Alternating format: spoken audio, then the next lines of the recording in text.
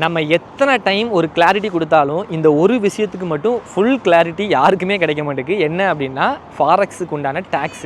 Actually forex ட்ரேடிங்காக நீங்கள் இந்தியாவில் tax file பண்ணவே முடியாது, ஓகேங்களா? ஏன்னா ஃபாரெக்ஸ் ட்ரேடிங் இந்தியாவில் கம்ப்ளீட்லி லீகல் கிடையாது. ஸோ அதனால் ஃபாரெக்ஸ் ட்ரேடிங் அப்படின்னு சொல்லி இந்தியாவில் நீங்கள் டேக்ஸ் ஃபைல் பண்ண முடியாது. ஸோ அதனால தான் வேறு கண்ட்ரிக்கு போங்க, அண்ட் பெரிய லெவலில் நீங்கள் ஃபண்டு வந்து நீங்கள் வந்து வித்ட்ராவல் எடுக்க ஆரம்பிச்சிட்டிங்க அப்படின்னா வேறு ஏதாவது கண்ட்ரிக்கு போய் நீங்கள் வந்து ட்ரேட் பண்ணுறதுக்காக நீங்கள் எல்லாம் செட்டப் பண்ணிக்கலாம் அப்படின்னு சொல்கிறதுக்கான காரணமே அதுதான், ஓகேங்களா? இப்போது நீங்கள் இந்தியாவில் இப்போ எப்படி டேக்ஸ் ஃபைல் பண்ணுறது அப்படின்னு பார்த்தீங்க அப்படின்னா, நீங்கள் ஒன்று கிரிப்டோ டேக்ஸில் கொண்டு வரணும். அதாவது இப்போ வந்து எல்லா ஃபண்டிங் கம்பெனியும் சரி அண்ட் எல்லா புரோக்கர்ஸும் சரி உங்களுக்கு கிரிப்டோ வந்து வச்சுருக்காங்க.